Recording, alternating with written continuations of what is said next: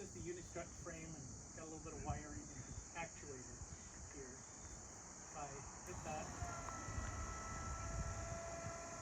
it's going to go up to 48 degrees. About here is 17 degrees.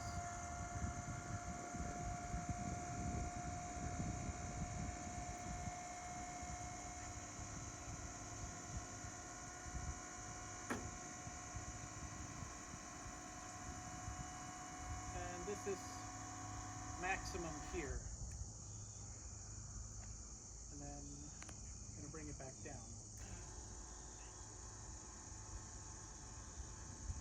So it'll go flat whenever there's a windstorm, and it can go up high to drop snow off of it in winter.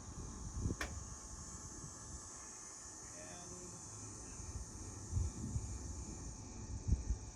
that's it before putting solar